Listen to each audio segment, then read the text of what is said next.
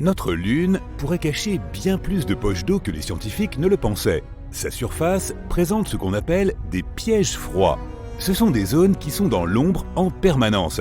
Si tu te tiens près d'un des pôles de la Lune, en particulier le pôle sud, tu verras de telles ombres partout, représentant une surface cumulée de 39 000 km².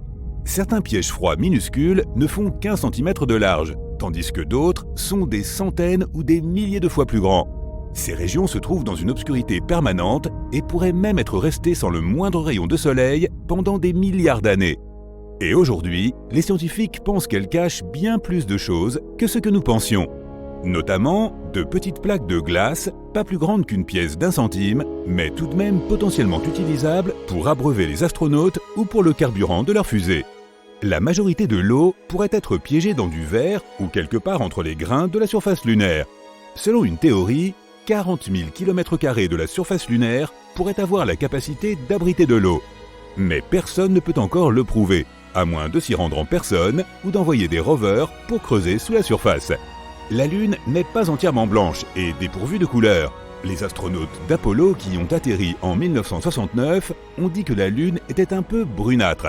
Des études ultérieures ont montré que certaines zones lunaires sombres présentaient des nuances de brun et de bleu. Les régions montagneuses sont jaunâtres avec de légères traces roses et pâles.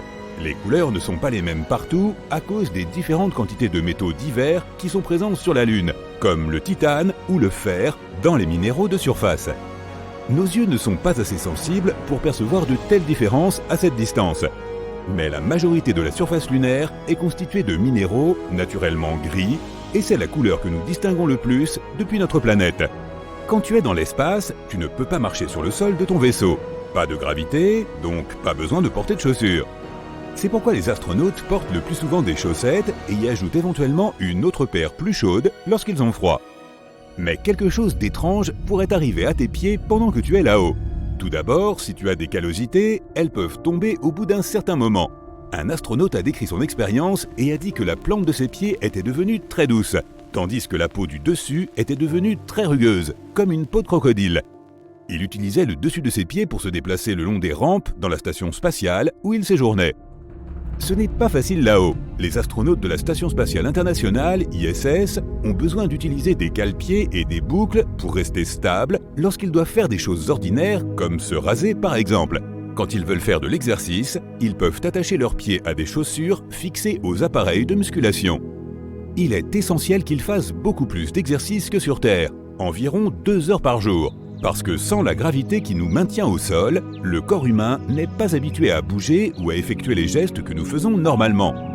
De plus, si tu restes dans l'espace pendant une longue période, tu peux perdre une grande partie de ta masse osseuse et musculaire. Par exemple, tu peux perdre près de 20% de ta masse musculaire en ne passant que 11 jours en apesanteur. Mais au fait, là-haut, les poids ne servent à rien, puisque l'apesanteur les affecte aussi. À la place, les astronautes utilisent un appareil équipé de 2 petits réservoirs qui créent un vide contre lequel s'exercer au moyen d'une longue barre. Sur l'ISS, ils ont également accès à un vélo et à un tapis de course. Savais-tu que la NASA avait dépensé des millions de dollars pour développer un stylo avec lequel tu peux écrire en apesanteur? Un crayon n'est pas la meilleure solution pour les voyages dans l'espace.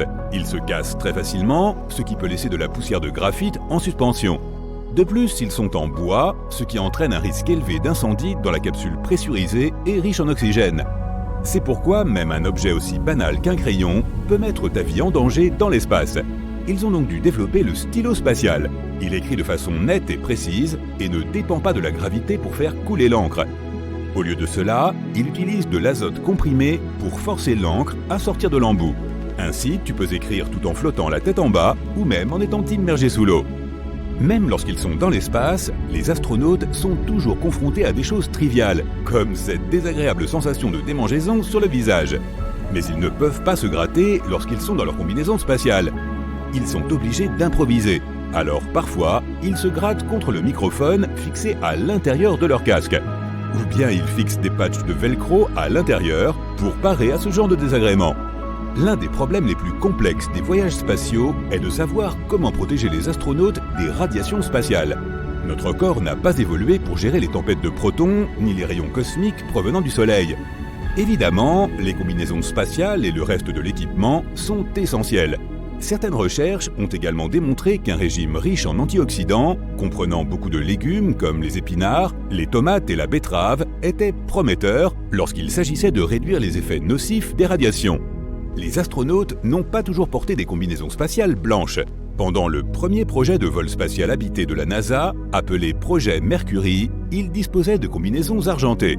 Mais à l'époque, aucun des astronautes n'est sorti pour explorer le vide de l'espace. L'argent n'est pas la couleur optimale pour cela, car les combinaisons spatiales doivent être très réfléchissantes. Le blanc s'avère être la meilleure option.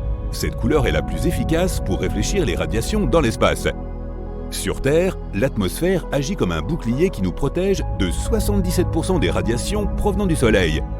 Mais les astronautes n'ont pas cette protection, ce qui signifie qu'ils sont très vulnérables aux coups de soleil sévères et aux températures extrêmement élevées.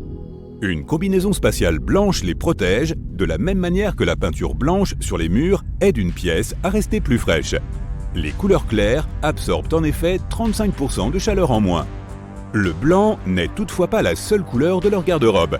Lorsqu'ils se rendent dans l'espace ou reviennent sur Terre, ils portent parfois une combinaison orange vif. C'est une couleur qui attire l'attention, donc si quelque chose ne va pas pendant l'atterrissage et que les astronautes doivent quitter rapidement leur vaisseau, l'équipe de secours les repérera plus facilement. Mais les temps changent et aujourd'hui nous avons des outils plus sophistiqués pour localiser les astronautes qui ont besoin d'aide, comme des traceurs GPS et des transpondeurs, de sorte que les combinaisons n'ont plus tellement besoin d'être orange. Tu flottes dans l'espace et tout est paisible. Tu profites d'une vue magnifique sur l'infini sombre et tranquille, rempli de milliards d'étoiles, de planètes, de comètes, de soleils, de lunes et de tant d'autres choses que nous ne découvrirons probablement jamais. 95% de notre univers reste encore un mystère pour nous, mais au moins, la vue est géniale. Enfin, ce n'est vrai que si tu es bien attaché. Que se passe-t-il si quelque chose tourne mal pendant ta sortie dans l'espace et que tu te détaches ? La scène entière passe du rêve au cauchemar en une seconde. Mais ne t'inquiète pas, la NASA a conçu un jetpack spécial appelé Safer, l'acronyme pour Simplified Aid for EVA Rescue. Il tire de l'azote comprimé à partir de 24 propulseurs et peut ainsi te ramener au vaisseau en toute sécurité. En théorie, tu pourrais aussi évacuer du gaz de ta combinaison, ou peut-être lancer un outil dans une direction afin de te pousser dans l'autre sens. Mais c'est délicat, car il faudrait que tu le lances précisément dans l'axe de ton centre de gravité. Sinon, tu commenceras à tourner de façon incontrôlable. Avant même de t'en rendre compte, tu seras tellement désorienté que tu n'auras plus aucune idée d'où aller, même si tu le pouvais. Toutefois, le Safer détectera automatiquement la rotation et utilisera ses jets pour t'aider à rester orienté vers un point sûr. Il a fallu 10 jours aux scientifiques pour apprendre à un poisson rouge à conduire une voiture. Ils lui ont appris à déplacer son propre bocal vers une cible donnée, et en retour, le poisson recevait une friandise. Cette recherche pourrait bien nous aider à naviguer dans l'espace un jour. Il doit y avoir une certaine cartographie dans notre esprit. C'est ainsi que nous pouvons potentiellement relier les parties de notre corps et leurs mouvements aux changements que nous subissons dans l'espace. C'est ainsi que nous savons jusqu'où étendre notre bras pour attraper une tasse de café, sans aller trop loin et tout renverser. Le contrôle de nos mouvements n'est pas le même qu'en présence de la gravité, et nous devons déterminer si cette cartographie mentale diffère entre la Terre et la mer, ou si elle est universelle. Quand on dit que les scientifiques ont appris à un poisson à conduire, cela signifie que si le poisson voyait une cible, il devait toucher la paroi du bocal dans la direction souhaitée. De cette façon, les scientifiques pouvaient guider les roues et les déplacer là où le poisson voulait aller.